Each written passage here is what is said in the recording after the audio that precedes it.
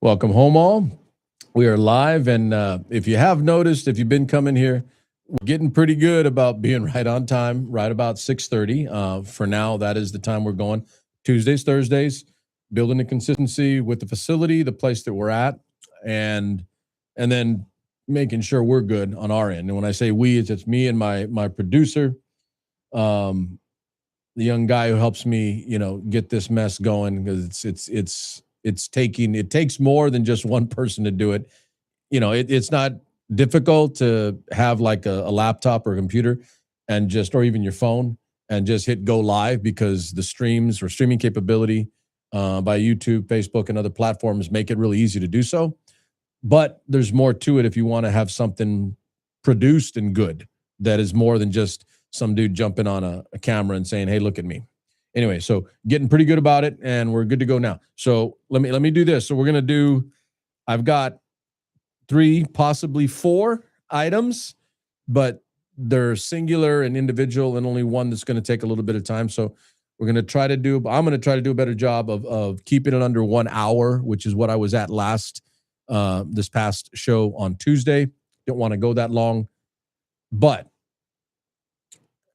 if you're here and you did not watch Tuesday, and you do get an opportunity to go back and just listen to it, just get it in your ear. I went back and rewatched, listened, and there was a lot there, like subsurface. And this is just being the transparent thing, right? Everybody's transparent. But transparent, open, and honest about it is that if I have a difficulty as a host or a show person doing a stream, a podcast, or whatever, it's going to be scaling back. And I'm going to say it, the intellectual nuance or difficulty of some of the things that we're talking about, because we're not talking about really, really easy, simple things. We're talking about things that require thought and some form of background knowledge, education, or information in your head, not necessarily in advance, but willing to learn, to grow, to get to a larger capacity and bandwidth of handling the most serious pressing issues of the day. And I'm going to say, because I've said this since day one when we first started up again in late 2025, I want to say late November of 25 when we got back on air. Foreign policy and our relationships with other countries, foreign policy, regarding economy, our military, our culture, are not easy, standalone, one-line items. They're not easy. They're difficult. And if you're getting fed by listening to podcasts or streams or other shows, if someone's trying to like crystallize everything down to one simple statement about our foreign policy, they're bullshitting you. Okay? It's not easy. This is extremely complicated, extremely difficult, and it requires thought and knowledge and experience and background and education, not necessarily a degree, but educating yourself with quality information, good information, and to a degree, pun intended, our history and what has gone before, if you're going to understand what we're doing now and what the future holds with regard to our policies, foreign policy and domestic, for the record, and for domestic. So not easy. You do have to have a background and some knowledge to understand what we're dealing with current and our policy decision-making now by any government, Republican, Democrat, or whatever, and what it's going to look like going forward. So it requires work, thought, cognitive thought, intellectual thought to process and to be able to understand. So it's a lot. So this is what I'm going to do for today. There's 2, 3, I'll probably get to 4, but some of these are just standalone items. They're just, in some ways, one is a question, and a couple others are thoughts to just put on your plate to be aware of. And I think I kind of did that, and that's why I was going to regarding Tuesday's show. And if you can go back and watch it, it was heavy in content that way. And so I'm going to follow up on that for a second on some of the things we talked about that night, and then I'm going to move forward. Okay, so not super difficult. And then as the title indicates, I'm going to spend the remainder of this period, this show, talking about the TrumpStein files, and in particular, the arrest of the British Prince Andrew today, or at least late last night for us, earlier for the British, because obviously they're ahead of us in time. And so we'll finish up with that. So let's get into the business here. And again, so stay with me. We're going to keep it nice, tight, but heavy, a little bit different than what we did on this past Tuesday. Some standalone items that do a better job or a good job of crystallizing some thought, and more for me to put you in a place of awareness. Going back to what we said on Tuesday, the only way to avoid or defeat an intellectual trap in the form of what our government does to us and not for us is to be aware of the trap's existence, to be aware of the mechanism by which they bamboozle us and bullshit us. And so you have to be told or informed of something in advance so that now your radar's up and you know there's something out there that's not good for you. And now you're aware of it, right? And again, I don't know everything. No one does, and I'm not going to perpetuate or perpetrate that I do. But teaching you, informing you, educating you on things that are coming allows you, watch this is really good, allows you to be aware and prepared, and then ultimately to make a decision of your own on what is good and what is not. And I'll say, because I like saying this, that is about as all-American as it gets. That's the good American, right? The good American process where you get to make a choice. I'll do my part, informing you, educating you, teaching you, helping you be aware of things that are out there, because it's just so much voluminous material in what is going on bad that it's almost too much to process and you can't stay focused on any one. I'll do my part and give you quality, good information, not lies, not bullshit, not something meant to steer you my way because I want to clickbait you. You know, if you look at my show and you look at like, okay, how many viewers, subscribers we have, I'm not clickbait. You get it? And this is going to be funny, but I ain't trying to clickbait you. I don't want you if you're clickbait material that way. I don't. If I have 10 viewers for the rest of my life, for the rest of the time that I do this right here, get on a microphone and a camera and try to educate people. If I have 10 people for the rest of my life and that's all I get, I'm good. I'll do it anyway. Okay, I'm good. As long as you're learning something and I'm not bullshitting you. All right.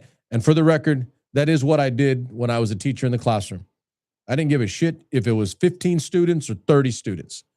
I didn't give a damn if I saw 100 in a day or 150 in a day. They all got the same damn thing. That's about as American as it gets as well. Equal, honest, to the point, no special treatment, just tough, hard, disciplined material to try to educate our youth. All right, that's what I'm doing here. Okay, so watch this. So first things first, to back up and kind of put a bow, not necessarily a full bow, but to tie up a little bit from what we did on the Tuesday. And even if you didn't watch the Tuesday, you'll get it anyway. I brought up that, and I was corrected, so I'm always good with being corrected. I don't have an issue that way. My ego is so large that I don't have a problem with someone knowing something that I don't. My ego is massive that way.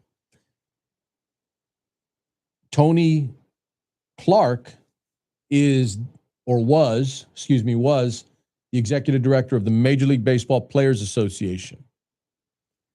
And that happened on the Tuesday. As of today, a couple days later, the new, at least interim executive director is Bruce Meyer, who was basically Tony Clark's number two.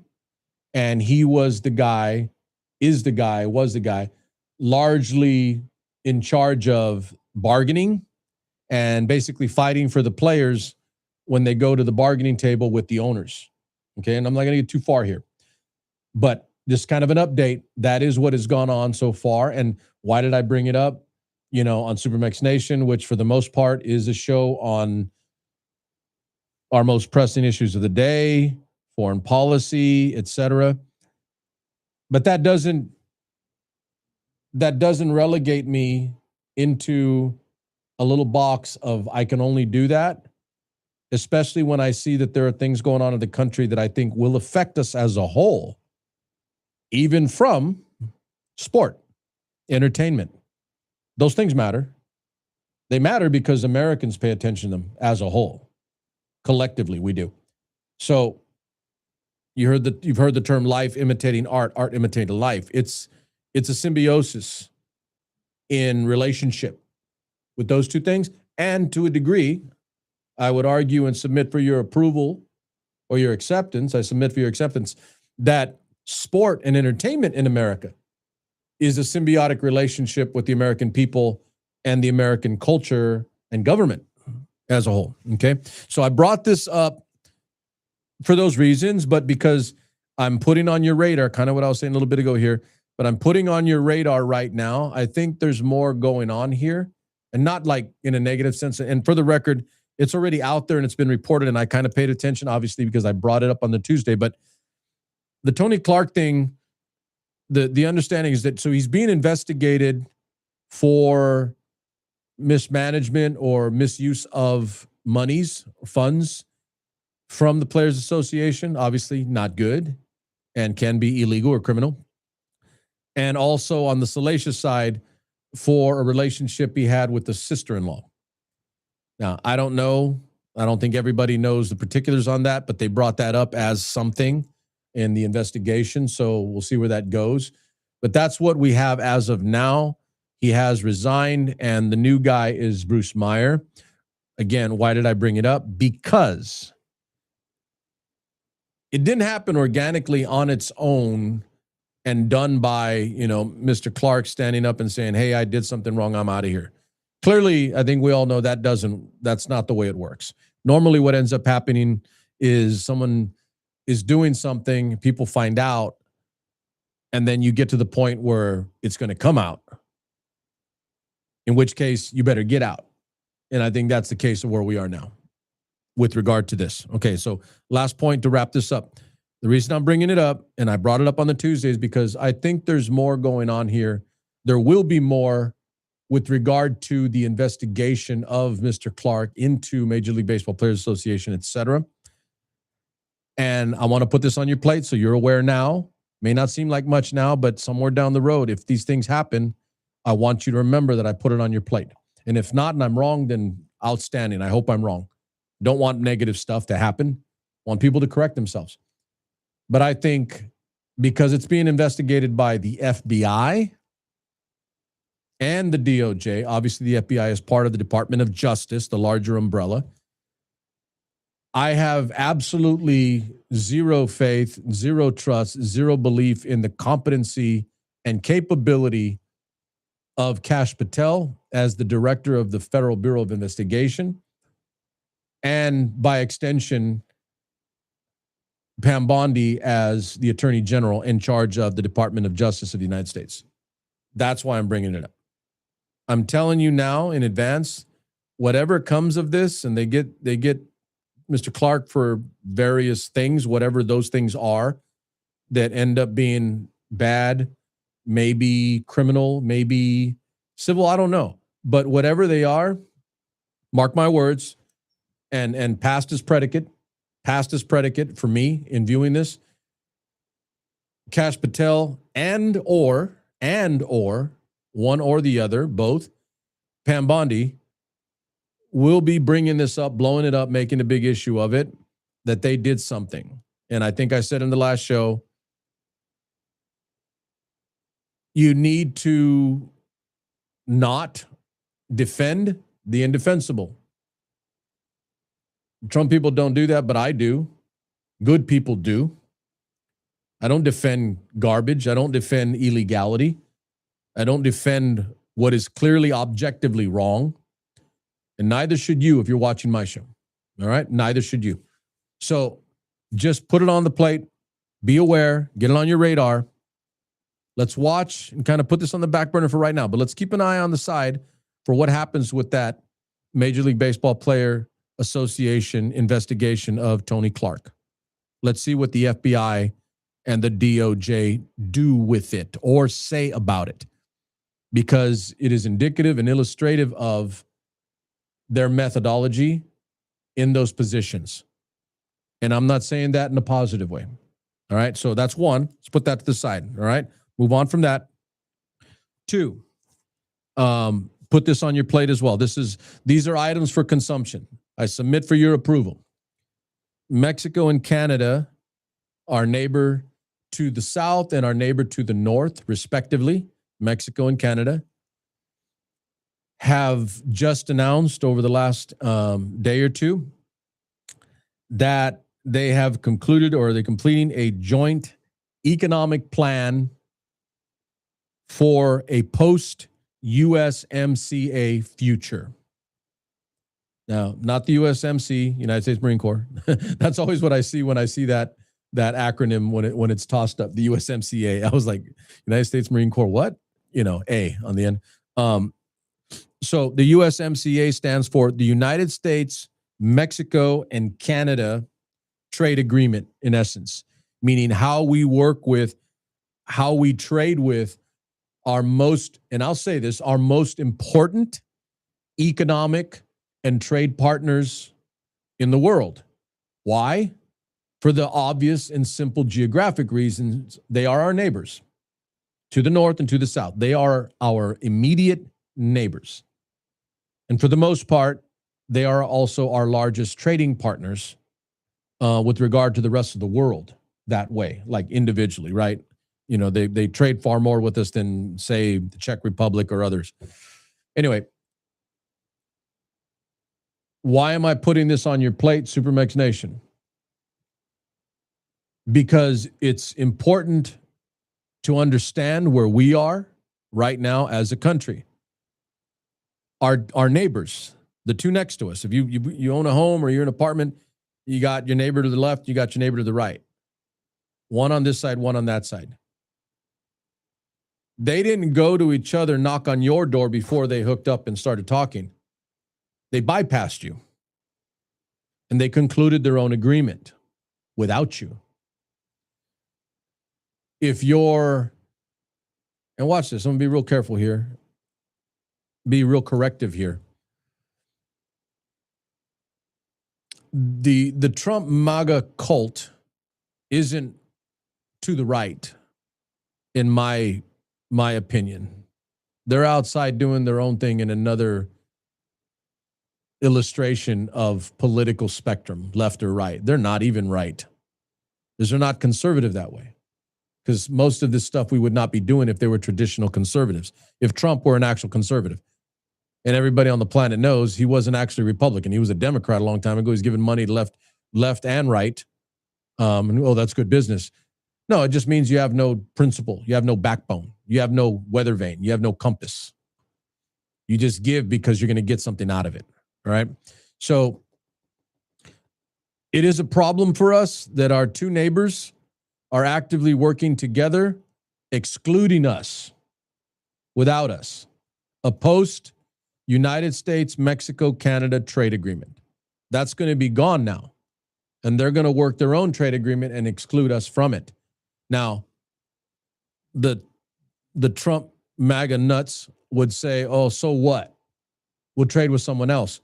That's the problem. If your neighbors aren't good with you that way, and don't get me wrong, we're still going to trade. We're going to do things with them. You can't do entirely nothing. But other countries are also partnering, constructing agreements, putting together trade agreements and treaties without us, excluding us. Now, the United States economy and the United States as a country is collectively the largest trading people in the world. We have the largest market share of the world's trade economy. It's us. And obviously we punch far above our weight because we're not the largest by population. I've already stated in prior shows, the China, obviously by population, and India, which is now the largest population on the planet, are larger organisms that weigh constructively as governments and by population. We're not the largest. We're roughly, not even a quarter of those two aforementioned countries in population. Okay? 250 billion compared to a billion plus.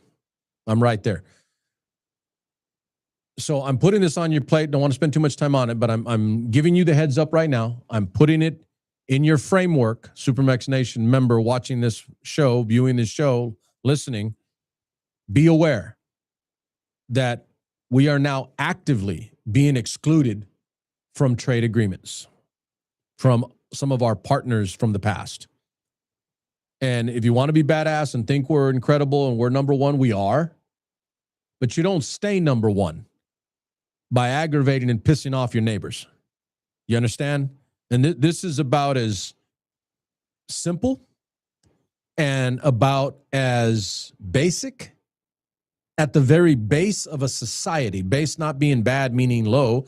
Base meaning the underpinning, the structure upon which everything rests. Man, that's some good language right there. That was good language right there. I'm going to have to rewind that and like that. Anyway, that base of the society is our neighborhoods and our neighbors. And when our neighbors in our neighborhoods are not talking, not working together, actively doing things separately from each other, then we become a diffused and decentralized organism that is not strong together. See how this works? This applies and is applicable at the very base of our society. And I'm not just talking about United States society, but societally, globally. Damn, I've got some language tonight. I must have took my Wheaties. If it can happen neighbor to neighbor, door to door, in an American neighborhood, anywhere in this country, then because societies are made up of people, households, neighborhoods, you extend this and grow it to the global neighborhood. So if you're at your home, homeowner or a renter, and you've got a neighbor to your left and a neighbor to the right, and they're not talking to you because they're working together and they're excluding you in the neighborhood, that is not good. You can understand that, right? You may not care. You might be super badass, Trump Nation, MAGA cult member. I'm cool because I watch UFC and I listen to Joe Rogan. But in this world, if you want to be badass, if you want to be number one, if you want to hold the top spot and never relinquish it economically, militarily, societally, culturally, any other ali I can think of, then you better be good with your neighbors. You better be good with your partners. Because when you exclude them or they're excluding you, you no longer lead. Everybody follow that? Real simple. You see where I'm going? Because it always ends up there with me. You're watching my show, it'll always end up there. Do we lead? You can't lead what is not following. You get it? America, United States, you can't lead if they're not there with you. If you're so badass and creative and incredible and you're so far thinking and brilliant, and you turn around and you look back and there's no one there following you, you're not leading. And that is the danger we fall into and fall prey to going forward. It is a concern for me. It should be a concern for you. You may not think so, you may not care, but that's why I'm putting it on your plate. I like the United States when it leads the rest of the world. Not because we can kick their ass, because we have a military that is the greatest operational machinery the world has ever seen in warfare. Not because we have more of the world's wealth than any other country. Not because we're so damn cool. We got all the cool sports or whatever, and I got all the cool music. Doesn't matter. Does not matter. I like us leading because the others follow us, because they believe in us, because we're good and they know it and everybody knows it. So they follow us. And right now, we're not good that way. And they're not following us. And you could say whatever the hell you want, but not even 5 minutes prior to this show beginning, I was talking with my producer and talking about the fact that I pay attention, I watch, I read, and I listen to news outlets and information coming out of the UK and Britain, French, German, Spanish, and Italian news outlets and information spots, written and on TV or stream. Now, I don't do that every day. I don't have that. That's a lot. Okay, that's a lot.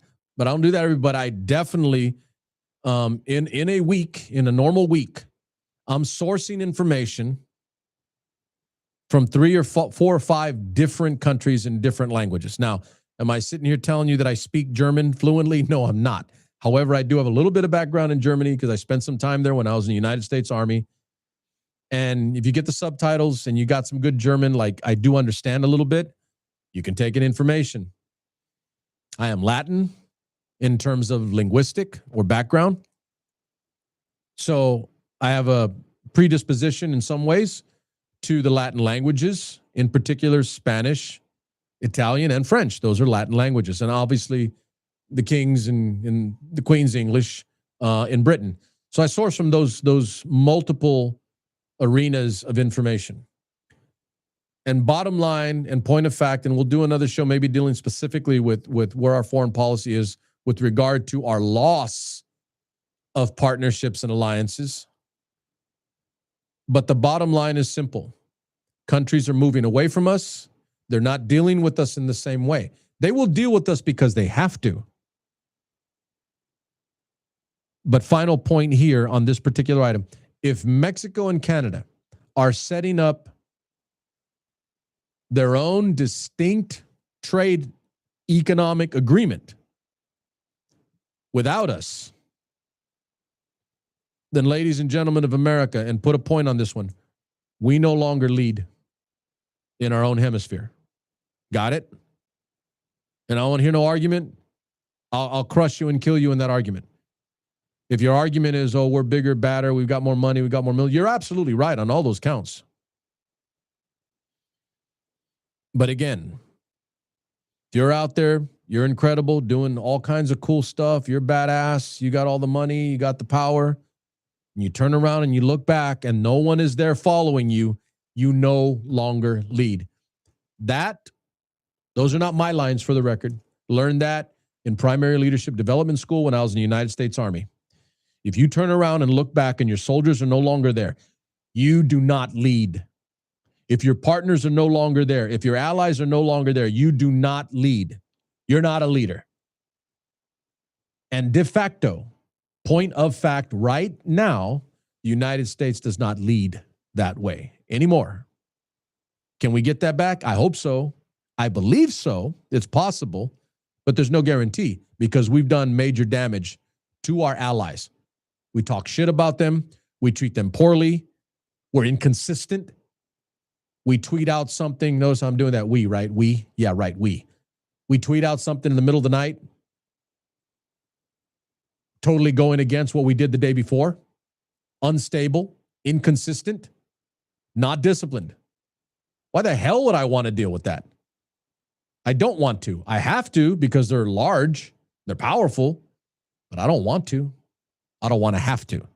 And I'll find other means or other ways to get out of that relationship. Stop there. Put a bow on that. Hold it in your mind. I told you, this is a thinking man and woman's show. This requires intellectual thought and heft because you have to balance and hold and withstand competing difficult thoughts and concepts simultaneously. And hold them, keep them, not lose them, not forget them, and be able to recall and resource them going forward in future when the time is right for you to recall that information and bring it forward. That's work. And I'm hoping that's why you're here. All right. This is not a simpleton show. Okay. That's 2.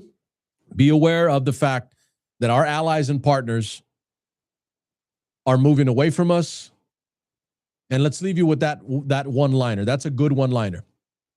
If you turn around and look back, your allies and your partners and your friends are no longer there, then you are no longer a leader.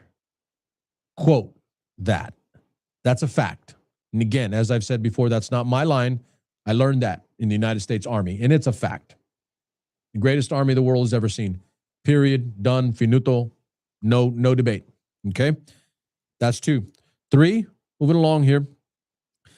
A question to ask, because it was raised after this past show on the Tuesday. Excuse me. Let me go back. The show titled Mice. Mexicans in support of ICE. The mice. It's good question. Good talk. Good conversation with a friend of mine that I haven't talked to in a while, but he brought it up because he said he saw the show and he watched it for a little bit.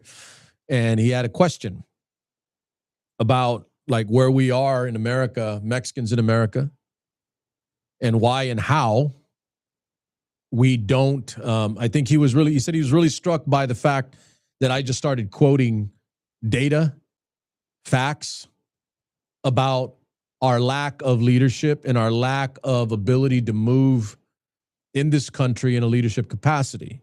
Because I just made statements real quick, just rattled them off. We've never had a president of the United States. We've never had a Mexican president of the United States. We've never had a Senate majority leader. We've never had a Senate minority leader. We've never had a Speaker of the House. We've never had a minority leader of the House. That's the first branch of government, the legislative, and the second branch, which is the executive. In those 2 branches of government, we've never had a Mexican in charge of anything. Mexican-American. And to put the bow on it, and what illustrated it for him, we've never had a Mexican-American Supreme Court justice, ever. So when you take all 3 branches of our government, all 3, the mechanisms by which we exist and which we live in this country, there has been no Mexican-American that has run or led any of those. Yet we are the largest and fastest growing subgroup in America. We have no leadership. And so our conversation centered and revolved around that. He said it struck him like a thunderbolt. He said like he kind of knows that. We all kind of know it. But that my words and the way I phrased it, the way I brought it out, and the way I hammered it really hit hard for him, really hit home hard for him.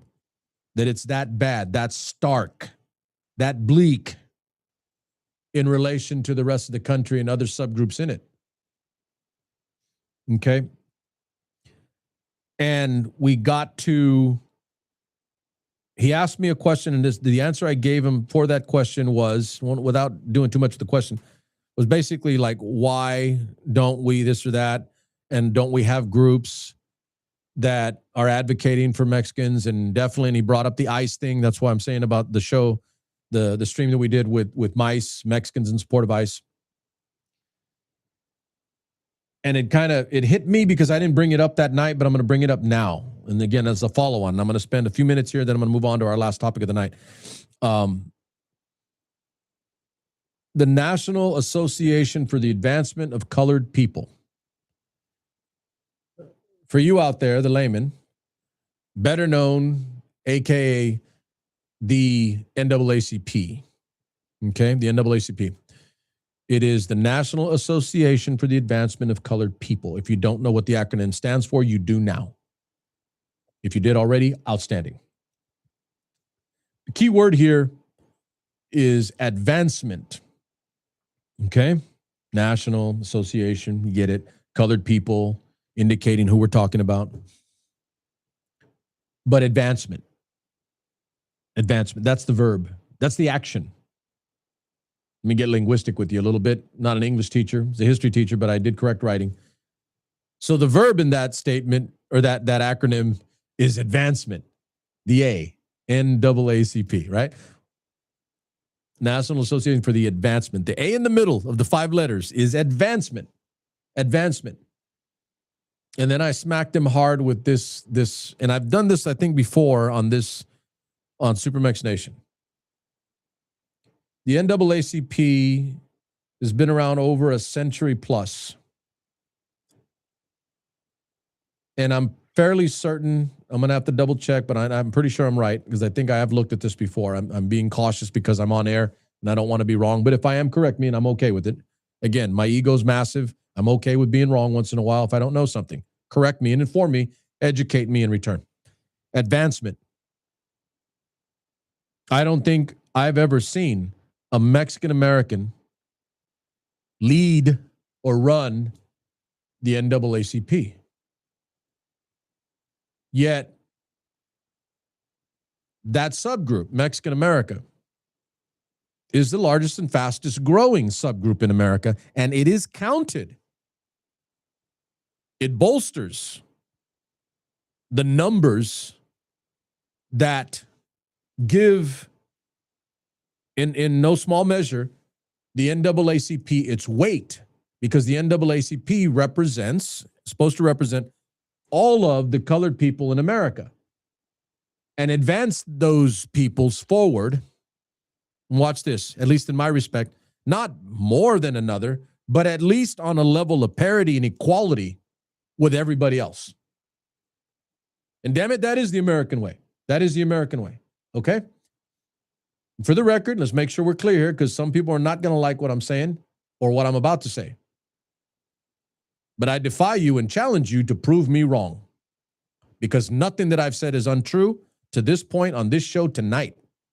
And in general, almost never, because I'm extremely cautious and careful with my wording. I don't hyperbolize. I don't exaggerate. I don't bullshit. I stay in my lane. I speak truth on what I know and try not to get out of my lane or deviate from that if I'm not aware, informed, understanding, or educated on a particular item. So I don't think I've never seen a Mexican American run the NAACP. We don't lead. And for all the other reasons, and this is how organically it came from the conversation I was having with a friend of mine about the show, MICE, Mexican Support in ICE in America. See how this works? This is conversation, ladies and gentlemen. This is organic. This is growth. This is intellectual thought brought forward in conversation because that's what Americans are supposed to do. That's what we're supposed to do. Talk to each other, figure things out, come up with solutions, and then execute. So in my third item of the night, I'm gonna wrap this up real quick. It came from that discussion about Mexicans in America and what ICE is doing in Americans to Americans right now, brown Americans in particular. In particular, you could even, definitely make the case that there were two white people not too recently, a female shot in the face, and a young man, a VA hospital nurse, shot in the back 10 times. And they're white. And goddamn it, I'll fight tooth and nail for them because it was wrong. You know my rule, an injustice to one is an injustice to all. However, circling back to this,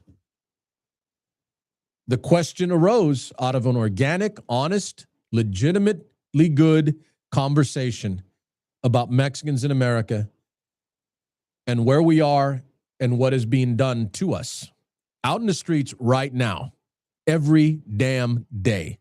Almost used the F word there. But I'm going to try to keep this clean because we have to do at least one show to get over to the people that run this facility and produce the show. We need to do one without curse words so that it can be like for public consumption, right? Anyway, what do we do as brown folk? I'm brown in America. And where is the NAACP regarding brown people in America right now, Latin people in general, Hispanic people, Mexican American people in particular, throughout the Southwest, Pacific Southwest, the Sun Belt states, even up into Chicago. For those of you that don't know, there's a large Mexican American, specifically Mexican American population in the state of Illinois, in the city of Chicago. Very big, large. I'll get you numbers if you need.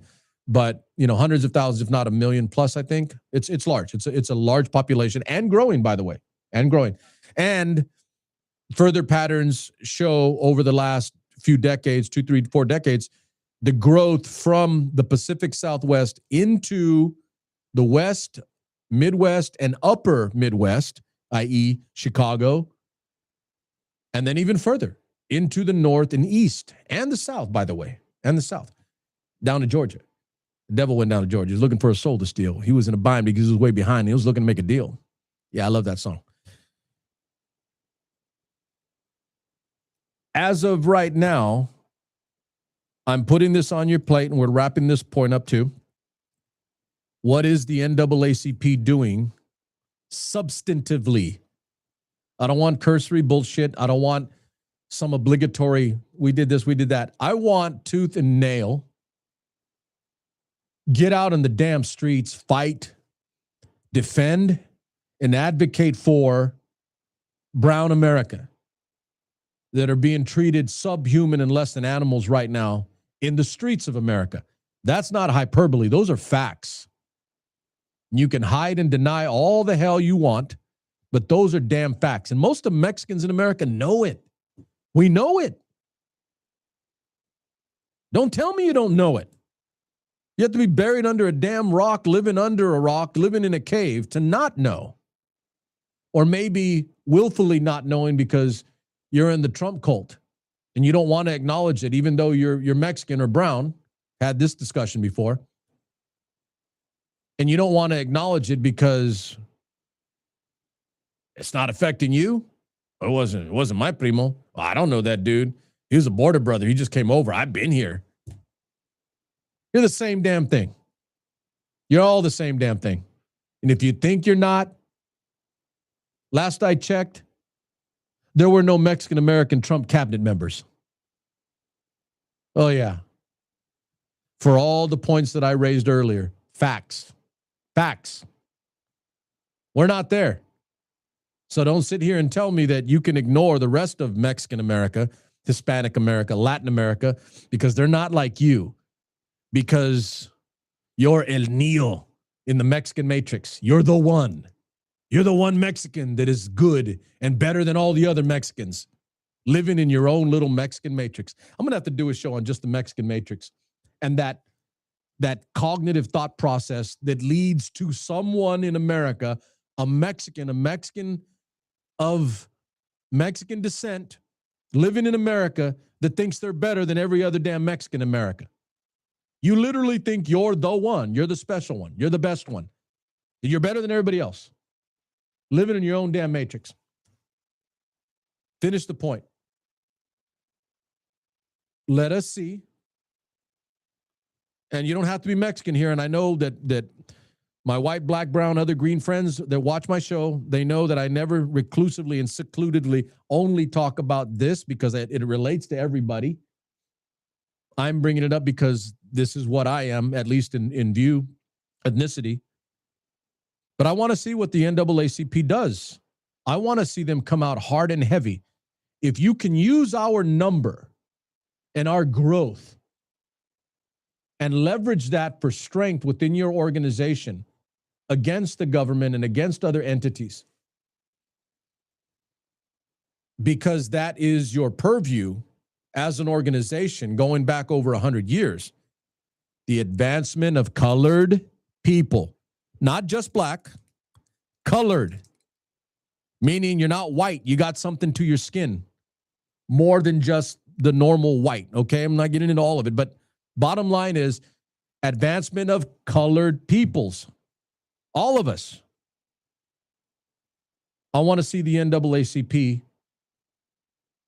run with this and go hard at it like they have at other times and other instances in our nation's history. Final point to this one. This is the break glass moment for Mexican America. This is it. Watch this. They're putting us in concentration camps. De facto concentration camps. Populated almost exclusively Overwhelmingly, the large numbers are brown people, people of Latin origin, Hispanic origin, Mexican origin. Mexican America, if you don't see that this is the time that you need to get together and help each other, support each other, and ask for more of our institutions, of organizations, specifically an organization that says it's there, literally, the concept of it was to advance colored people. This is an advancement. We're going to concentration camps, damn it. That's not advancement. That's regression. And this shit is subhuman. And for the record, there are Hispanic or Latin organizations that should be frontlining this shit too. So I'm not excusing them by any means. But there is not one in America that is as powerful, as well connected and hooked up with money as the NAACP. That's a fact. Prove me wrong, please. Not going to be wrong. I'm right. Or left, depending on the issue. The NAACP is a very old, very powerful, very well-connected organization for the advancement of colored peoples. All of us. Point. Done. Last item of the night. We're about 40, 45 minutes. Let me wrap this up. Heavy material. It goes by quick. Today, for most part, again, unless you're living in a cave with no Wi-Fi or no TV, Prince Andrew of the royal family, the brother to King Charles, the current king of England, Prince Andrew of the royal family, Andrew Mountbatten, Windsor, full name. And they've actually got like a gazillion names on the end, but that's what they go as. Andrew Mountbatten Windsor was arrested, and as of today, as of now, it is an investigation, an arrest based on activity, wrongdoing during a time when he was in an official capacity. Now, this being a prince doesn't necessarily make you official, right, in government. There is a component there. We can talk about that another time. But for the most part, I can't remember what the title was, but he was working officially for the British government, trying to advance some things for the British people. And in that official capacity, there was wrongdoing, misuse of money or privileges, et cetera. Okay. I won't go too far because there's still more to come out. But the key thing here, and this is a definite put on your plate, but there's also an assessment to wrap up the show tonight. There's no question, and I've listened to a lot over the day, going back to last night. I'm a late bird. I'm up late at night. So this happened real late last night. And I've kind of watched, not the entire time. I did get a few hours of sleep, but I've been up pretty much the rest of the day or into last night late. I haven't gone to sleep other than like a little nap for an hour. But watching a lot of BBC for sure. Sky News. Britain has more than a few platforms that are credible, legitimate, and serious journalism. All right. And not just the traditional normal media outlets, but also obviously podcasts, streamers, et cetera, that I trust that are legitimate and actually do a damn good job of keeping their information direct, to the point, and not bullshit. They're legit.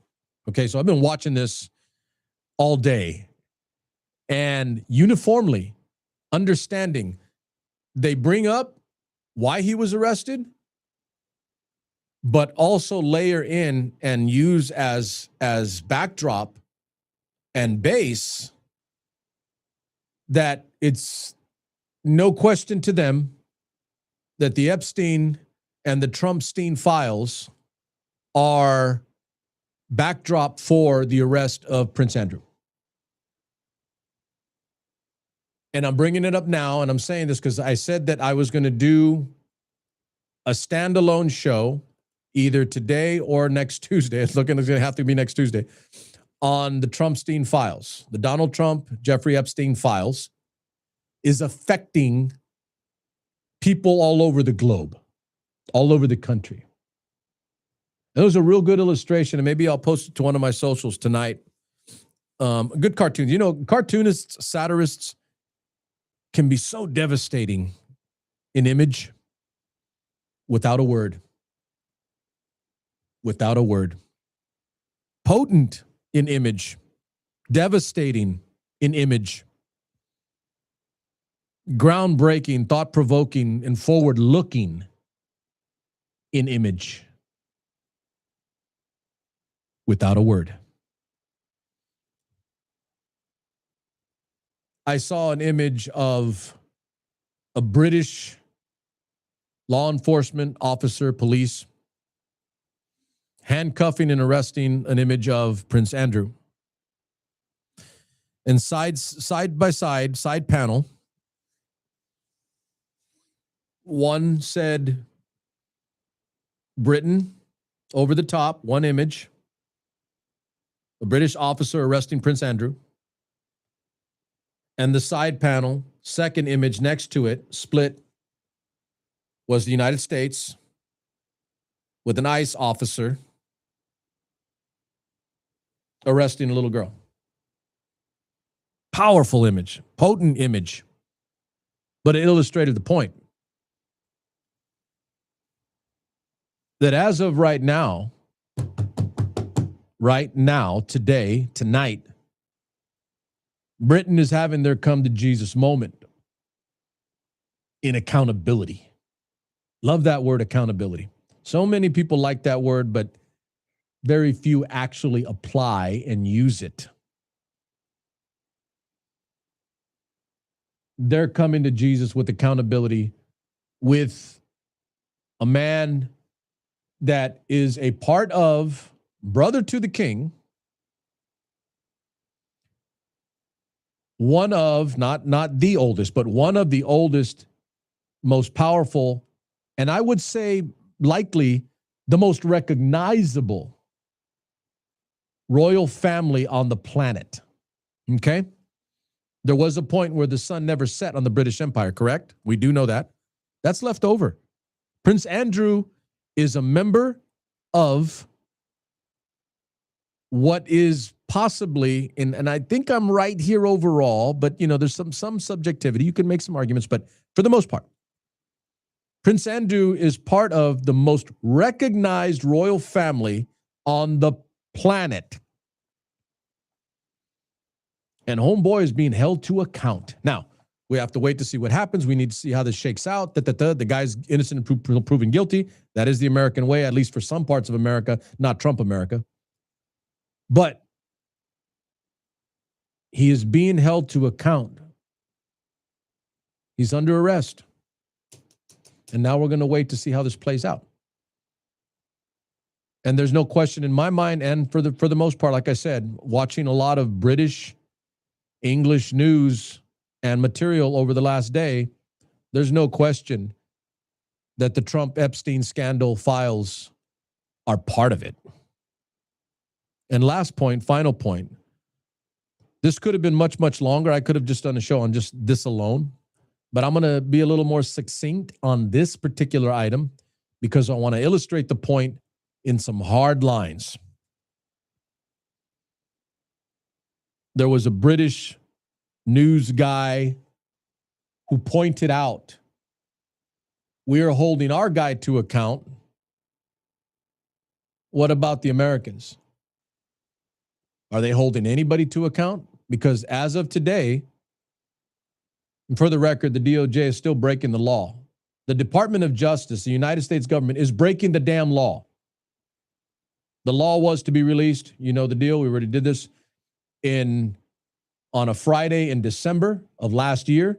They still have not really, we're doing it slowly. Bullshit. The law stated you would release it on this day and you did not. You've broken the damn law. So I don't trust the government. You shouldn't either. If you do, you're stupid. You can quote me on that. You can trust them for some things. Be selected, please. But for the most part, do I trust the government out of hand? Hell no. You shouldn't either. If you do, you probably shouldn't be watching my show. Don't. I don't give a shit. I said before, I'll do it with 10 people watching. 10 people that want the damn truth and are not afraid to actually want the damn truth and hear it. The point here going forward, and we'll revisit or touch up if we need to, coming, is the Brits are having their come to Jesus moments. The Poland, are implementing their own investigation and look-see into Epstein items, issues. Other parts of Europe are also beginning to do their own investigation into files, evidence, and documentation of sex trafficking, underage girls, etc. And the people that were part of the Trump Epstein files as of right now. So watch this. If you're in the Trump cult, you should be shitting bricks right now. Because even if we have to abide and deal with this orange, fat, rapist traitor, racist traitor, for the next 3 years,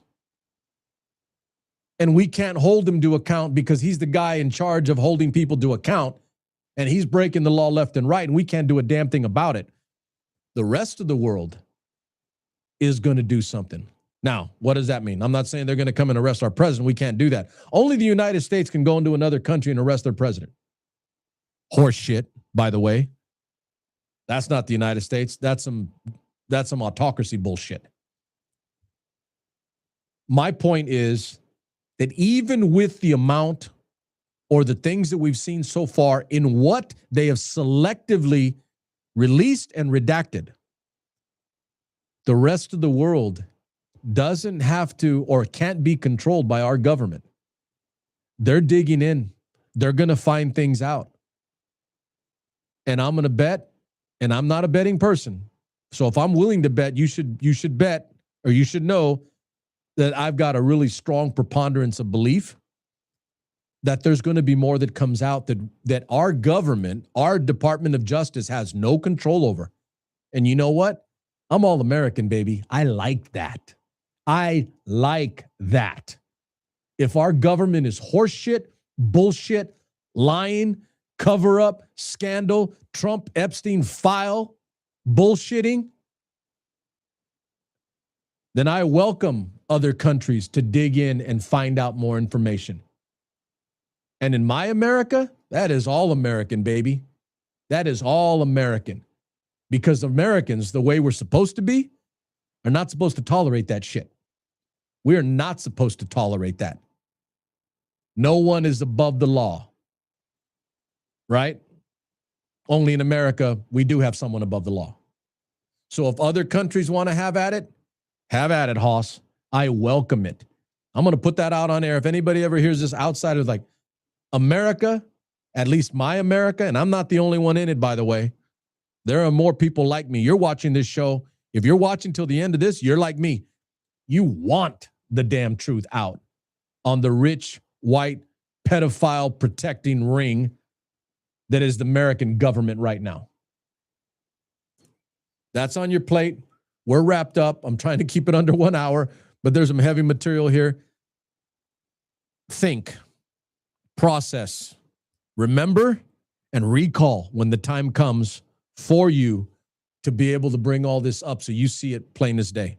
Okay? But be aware, other countries, they're going to do some digging and investigating too. And Donald Trump and Pam Bondi and Department of Justice cannot stop them. More will come out. You have my word on that. I don't think I'm going to be wrong. We're going to find out more. That's our show for tonight. We'll be back on Tuesday. I look forward to it. You guys have a great weekend. Pay attention. Learn. Don't take anything out of hand. Healthy grain of salt. Don't believe everything that comes out of this government. Check it. Question it. And if you can confirm that it's good, outstanding. But don't believe it out of hand just because they tell you to. Because if that's who you are, you're not real American. At least not in my America. Number love for you. You have a good weekend.